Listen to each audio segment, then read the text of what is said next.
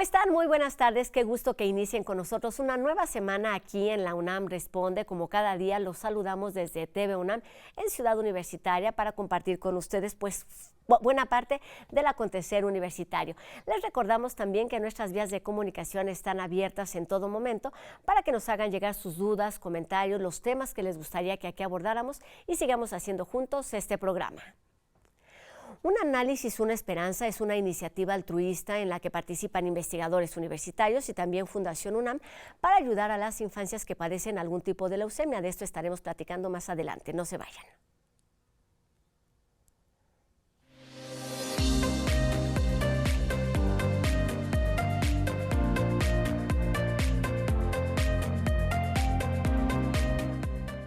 Creado en el 2016, el Laboratorio Nacional de Citometría de Flujo, que pertenece al Instituto de Investigaciones Biomédicas, es una instancia universitaria que tiene como una de sus líneas de atención, pues la atención precisamente a personas menores de 18 años con algún tipo de leucemia, que es considerado el tipo de cáncer más común entre la población infantil mexicana. Tienen una experiencia de más de 2 décadas y realizan investigación, formación de recursos humanos y también brindan atención a estos pacientes con el objetivo de apoyar en el diagnóstico, tratamiento y seguimiento oportuno. Y para platicarnos de una iniciativa en la que todos podemos colaborar, titulada Un análisis, una esperanza, esta tarde nos acompaña aquí en el estudio de TV UNAM la doctora Gloria Soldevila Melgarejo, quien es la directora de este Laboratorio Nacional de Citometría de Flujo. Doctora, bienvenida a la UNAM Responde. Muchas gracias por invitarme. Doctora, pues un gusto que esté aquí para ayudarnos a entender qué es este laboratorio. Ustedes como investigadores tienen ya, lo leíamos por ahí, más de 2 décadas de experiencia, pero el laboratorio se funda en el 2016. ¿Cuál es la razón de ser de esta instancia? Pues el Laboratorio Nacional, como dice el nombre, la idea es proveer apoyo a todas aquellas personas, investigadores, empresas, académicos, que requieran utilizar una metodología que nosotros tenemos como nuestra herramienta principal, que es la denominada citometría de flujo. Después les voy a platicar un poquito en qué consiste. Pero la razón principal de generar o de fundarnos como Laboratorio Nacional es realmente poder apoyar el desarrollo científico y tecnológico en el país. Sabemos que hay muchas instancias en el resto del país que no alcanzan a poder implementar metodologías y poder hacer investigación debido a que no hay el acceso a instalaciones, a infraestructura y equipos de última generación. Y nosotros desde México, específicamente desde la UNAM, desde Biomédicas, tenemos el objetivo de dar este impacto a nivel nacional implementando la metodología que es la citometría de flujo. Vamos a hablar más adelante de esto, pero otro de los ejes que fortalecen o que dan vida a este laboratorio es también la formación de recursos humanos, doctora. Sí, efectivamente, nosotros como académicos de la UNAM, uno de nuestros objetivos principales es formar recursos humanos. Tenemos una actividad muy intensa en impartir talleres y en docencia en general, pero también nos dimos cuenta que hay muchas investigaciones que requieren de estas metodologías, pero no hay suficiente formación. Entonces, nuestra idea es apoyar tanto a personas que están realizando sus tesis a nivel de licenciatura, a nivel de posgrado, o también capacitar a personal técnico para que pueda acceder a este tipo de equipos que después van a tener mucha aplicación en muchos diferentes desarrollos, tanto de tecnología como proyectos de investigación, ¿no? Dime. Y todo esto es con el objetivo de atender a los pacientes, que es la otra línea, que es el de brindar una atención. Sí, nosotros, además de apoyar a la investigación, de formar recursos humanos, uno de los objetivos principales del Laboratorio Nacional es podernos vincular con la sociedad. Y una manera como nos hemos vinculado en los últimos años ha sido intentar ver cómo nuestras metodologías pueden dar información importante para el diagnóstico de pacientes con leucemia. Sabemos que la leucemia, como comentaste, es una enfermedad muy importante, sobre todo en niños, y es la principal causa de muerte en niños. Y por tanto, nosotros sabemos que hay metodologías como la nuestra que hacen un cambio radical en el diagnóstico. Si tenemos la oportunidad de proveer esta información al médico, tenemos una gran oportunidad también de que el niño se diagnostique oportunamente y se le pueda dar el tratamiento adecuado, que también es uno de los grandes problemas que hay hoy en día en México, de que el tratamiento no se da a tiempo y no se da de manera muy precisa y por supuesto son tratamientos que son muy agresivos y los niños pues a veces fallecen a causa mismo del tratamiento. ¿Cuál es el panorama actual de esta enfermedad en nuestro país? Es la más común, pero además durante los últimos años los decesos no han disminuido y una de las principales causas es esta, la atención no oportuna de los pacientes. Sí, efectivamente, la leucemia infantil es el problema principal de muerte. 1 de cada 2 niños con cáncer tiene leucemia y el problema es que esto es un problema que va incrementándose año tras año. Tenemos más de 7.000 casos en México al año nuevos. Y desgraciadamente, a pesar de que pues, tenemos herramientas y tenemos expertos que podrían hacer el diagnóstico, continuamos teniendo solamente un 50% de sobrevida en los niños diagnosticados. Esto es por varias razones. Uno es el diagnóstico tardío, el otro es que no se realiza el diagnóstico con toda la información que requiere el médico, porque la leucemia es una enfermedad muy compleja, no es solamente un tipo de leucemia, hay muchas variantes, y cada variante tiene una manera idónea de tratarla. Si no sabemos cuál de las leucemias tiene el niño, no se va a dar el diagnóstico preciso. La otra parte que es muy importante tener en cuenta es que se ha podido constatar que en México los niños, parece ser que los niños que están diagnosticados también padecen de ciertas formas de leucemia más agresivas. Y esto es algo que está en proceso con varios investigadores de México de intentar ver por qué en los niños mexicanos tenemos un peor pronóstico, si es el tipo de leucemia o es la asociación, la situación socioeconómica. Claro. Que esto también es muy importante. Un factor determinante. Un factor que puede influir, por ejemplo, pues la alimentación misma, ¿no? La exposición a mutágenos, ¿no? Hay muchas causas que pudieran estar favoreciendo un peor pronóstico o una mayor incidencia en nuestros niños. 2 puntos importantes que quisiera no obviar en este programa. Y uno, ¿qué es exactamente la leucemia y a qué se refiere el término de sobrevida, doctora? Sí, pues leucemia es un cáncer de la sangre, así comúnmente se diría. Las células que se generan en la médula ósea, que es la parte blanda de los huesos, allí se generan todo el lineaje, todos los tipos de células hematopoyéticas que después van a salir al individuo para protegernos, para hacer sus funciones. Lo que ocurre en el niño es que en etapas muy tempranas, ya en la médula ósea, hay algunos tipos de células que pierden el control, son por mutaciones, por muchas razones, pueden empezar a proliferar y proliferan ocupando el espacio que las células normales ocupan normalmente y por tanto las cambia desplazan. Exacto. ¿Qué pasa? Que entonces tenemos muchas células circulantes que primero salen en la médula ósea y después se detectan también circulando, que evitan que el sistema inmune, por ejemplo, funcione de manera normal. Entonces, esta digamos, alteración en la hematopoiesis es lo que da toda la patología en los niños, que evidentemente, pues si no se tratan, fallecen, ¿no? Porque son células fundamentales para la vida. Ahora, perdón, ¿me puedes preguntar? El concepto de sobrevida. Sobrevida es qué tantos niños que se diagnostican finalmente mueren por esta enfermedad. Y como decía, en Estados Unidos, por ejemplo, de los 100% de niños que se diagnostican, hasta el 90% pueden ser curados. Y en cambio, en México no, solamente el 50%. De hecho, hay una iniciativa de la OMS que tiene previsto como un programa a nivel mundial de que en el 2030 podamos llegar a nivel mundial al menos al 60% de sobrevida. O sea, esto quiere decir que todos tenemos que dar nuestro granito de arena en cada uno de los países para poder llegar a estos números que son mínimamente lo que merecen los niños, ¿no? Poder sobrevivir a una enfermedad que muchas veces tiene cura. Exactamente, y el primer paso o lo más acertado sería tener un diagnóstico temprano, y esto me lleva a preguntarte por cosas quizá más complicadas que tiene que ver con el mismo título de laboratorio.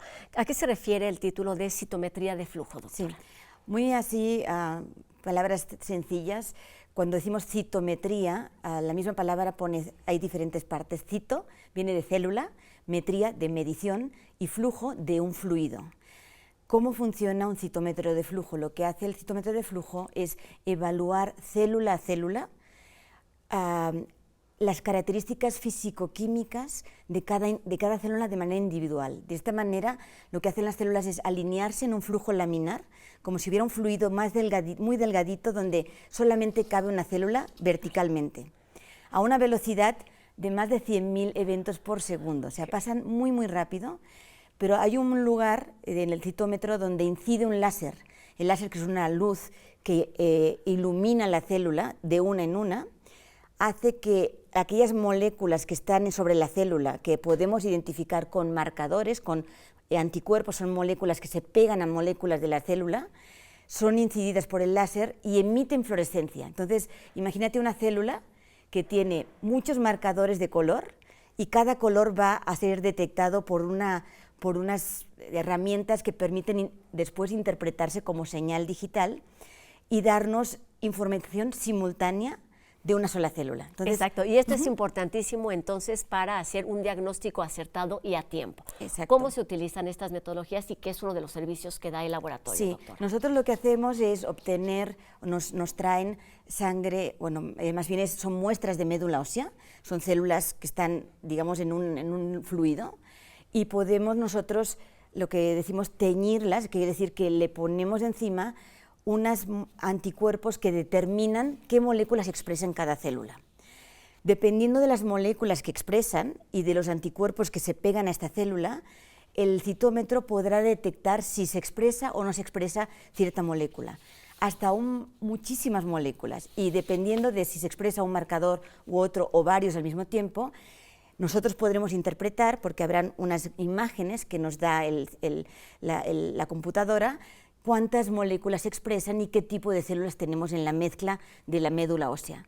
Y esto nos permite a nosotros decir si es una célula que está en un estadio de maduración, si tiene una expresión aberrante de algún marcador, distinguir aquellas células que son normales de las que son glucémicas. Entonces es muy, muy preciso y muy, digamos, nos da muchísima información, mucho más que lo que daba una de las maneras que se utiliza todavía convencionalmente para ver si un niño tiene leucemia, que es hacer un frotis de la muestra de sangre para ver a nivel de histoquímica, a nivel tisular, cómo se ve la célula. Esto es mucho más preciso porque ves mucha más información en cada una de las células. Y esto se hace gracias al equipo técnico y al equipo humano también con el que cuenta el laboratorio, y pues implica en verdad una complejidad para que esto pueda seguir funcionando.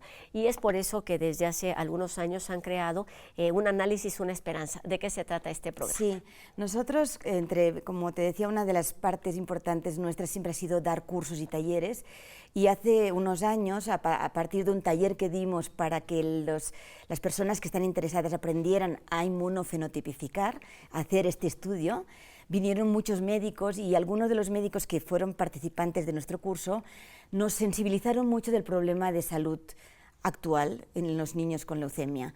Nosotros, que somos investigadores, a veces somos un poquito como personas de laboratorio que no tenemos la apertura, no nos damos cuenta de lo que ocurre afuera, y esto es algo también para sensibilizar a todos nosotros académicos, que está muy bien lo que hacemos, pero hay algunos problemas que nosotros no nos enteramos, y es bueno interaccionar con gente que está viviendo día a día los problemas de salud. Entonces, estos médicos nos dieron varios ejemplos de niños que desgraciadamente a edades muy tempranas, tan tempranas como 1 año de vida, murieron por un mal diagnóstico.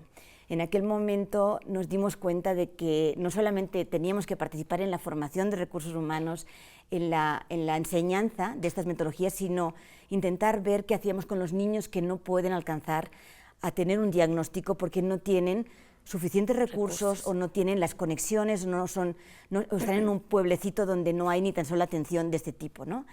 Entonces, lo que decidimos es dar de alta un proyecto en Fundación UNAM. Estamos muy contentos de que ya desde el 2018 tenemos este proyecto que está abierto a cualquier persona de nuestra población, de todas las edades, pueden dar lo que ellos prefieran, desde y en este momento hay 2 posibilidades, una se trata de donación y otra una cena en particular que van a tener. Sí, desde nuestra página web tenemos, que es labnalcid.org, una sección que es labor social, y allí pueden ver cómo pueden contribuir a esta causa, tanto donando por una cuenta de Fundación UNAM, que también tiene un link de PayPal, o sea que está muy fácil de acceder a él, pero también con eventos particulares como el que vamos a hacer este próximo 28 de abril, que es intentar en una gala, una cena benéfica, recaudar fondos para también yo creo que no solamente es captar fondos en esta gala, sino reunir a gente, autoridades, a personas de fundaciones que siempre aportan, ¿no?, para apoyar a los niños, para que hagamos como una red. Creo que cuanto más nos conozcamos y más veamos cómo podemos interaccionar entre la gente que le importa este problema, más fácil será divulgarlo y poder alcanzar pues, a otra gente que a lo mejor no conoce nuestra iniciativa y que quizás sí querría donar, ¿no? Entonces, la idea es que sepan que estamos allí, que podemos dar apoyo al diagnóstico gratuito. El título de nuestra iniciativa, que lo bautizamos Un análisis, una esperanza, es justo por eso, porque podemos hacer un análisis que esto le va a dar esperanza a un niño, porque si no tiene este análisis, seguramente no va a poder tener un diagnóstico a tiempo o preciso. Y esto salva vidas, un buen diagnóstico salva vidas. Y pues nosotros aportamos nuestro pequeño granito de arena sabiendo que tenemos una metodología que es muy, muy importante para diagnosticar leucemias, y lo que nos falta ahora es difundir nuestra labor para que pueda beneficiarse más niños y que gente, académicos o gente de empresas, cualquier persona de México vea que puede apoyar, puede aportar, porque sí son diagnósticos muy caros, estas pruebas son más de 30.000 pesos para dar el seguimiento de un niño. Y no se realizan solamente una vez. No, solamente una vez no. Hay un diagnóstico que es la primera vez que se hace para ver qué tipo de leucemia, pero una vez se diagnostica, el médico va a empezar a dar el tratamiento que considera adecuado, pero estos niños es muy importante que se vayan monitoreando, porque esta enfermedad, como muchos cánceres, tiene una parte muy inesperada, que es cuando uno piensa que está en remisión, vuelve a aparecer. Y es muy importante detectar si hay recaída lo más pronto posible.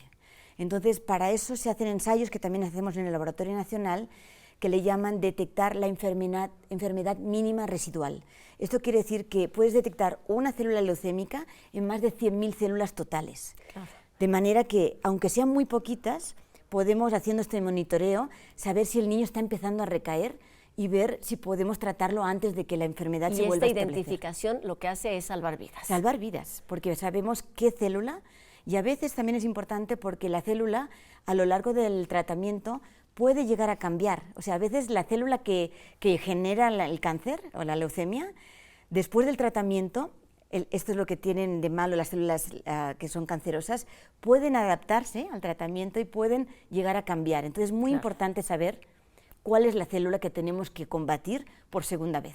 Pues importantísimo hacer el diagnóstico, tener un tratamiento oportuno y dar seguimiento a todos estos pacientes. Muchísimas gracias, doctora, por hablarnos del trabajo del laboratorio, o de una de las líneas de este laboratorio que tiene que ver con niños con leucemia, y pues invitarnos a ayudar, a ser responsables, a hacernos conscientes de esta problemática, que es un problema de salud, porque si se identifica a tiempo se salvan vidas, y hay maneras de ayudar a través de los datos, la página que ha estado apareciendo en nuestra pantalla, para donar o bien para asistir de manera altruista a esta cena de gala con el proyecto Un análisis, una esperanza. Que tengan mucho éxito con estos proyectos, por supuesto, y también de largo alcance con la atención a los niños con algún tipo de leucemia. Gracias, doctora Gloria Soldevila Melgarejo, directora de este Laboratorio Nacional de Citometría de Flujo. Muy buenas tardes. Buenas tardes.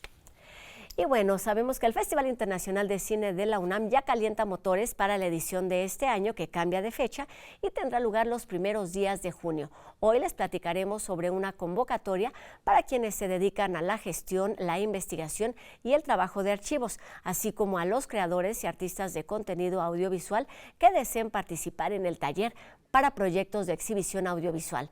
Estará abierta hasta el 28 de abril y los interesados aún tienen tiempo de compartir y de consultar las bases en la página que aparece en nuestra pantalla, seminariopublicofuturo.com.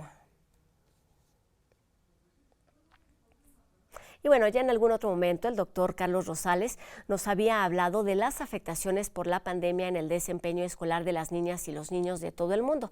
Y enseguida nos da algunas recomendaciones que dan los expertos para ayudar al desarrollo educativo de las infancias.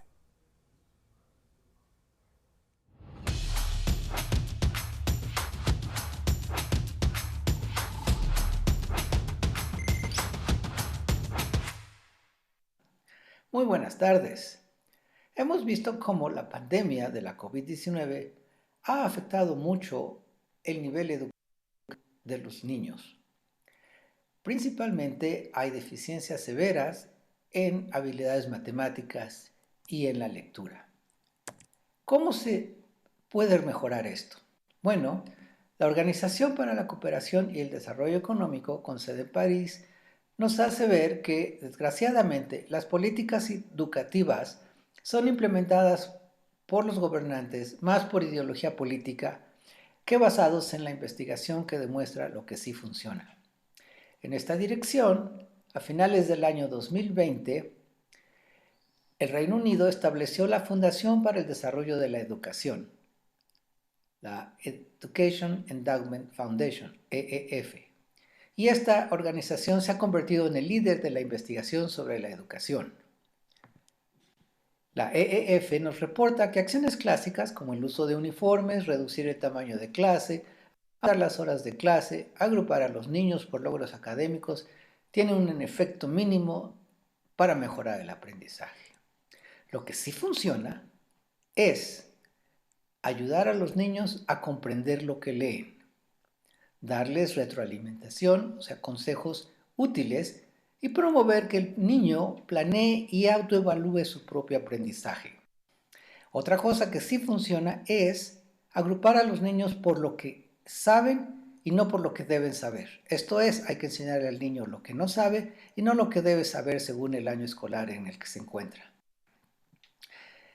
Otra forma de mejorar la educación son las tutorías, en las que un tutor guía al alumno en un tema específico. Desafortunadamente, las tutorías son difíciles de implementar y muy costosas.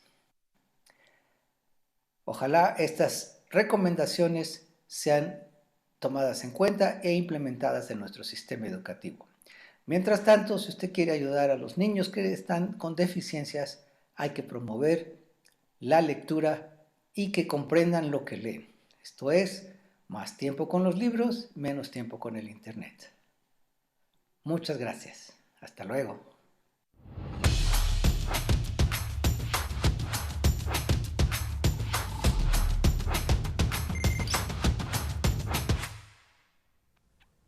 La planificación familiar es algo que se decide generalmente en pareja y es muy probable que pronto exista un anticonceptivo masculino. Veamos la siguiente cápsula de UNAM Global.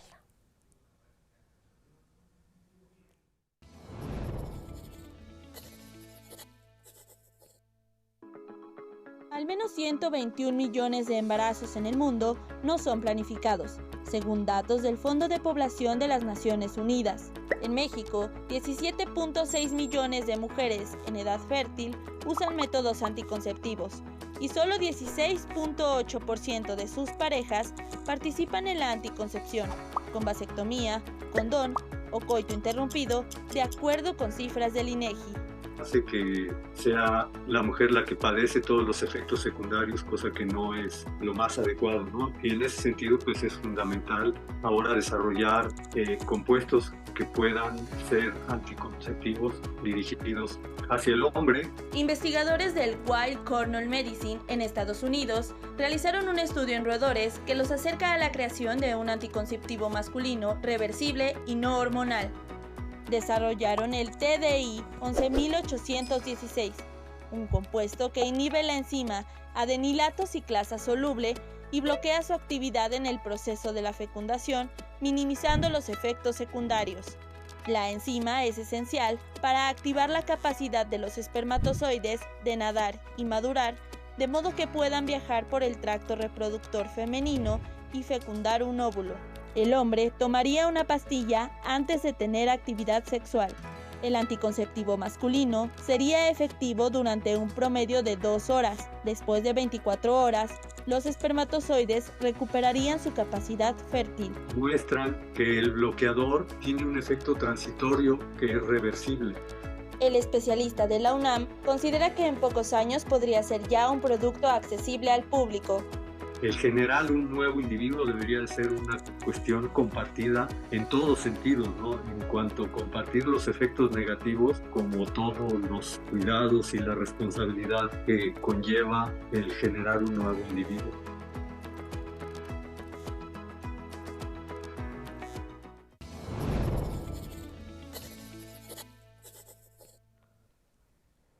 Así terminamos nuestro programa de hoy, agradeciendo a Ricardo Iturbe en la lengua de señas, que nos permite llegar a un público más amplio. Les deseamos que tengan una excelente semana y nos vemos aquí el día de mañana en una nueva emisión de La UNAM Responde, por supuesto 2:30 por TV UNAM. Adiós.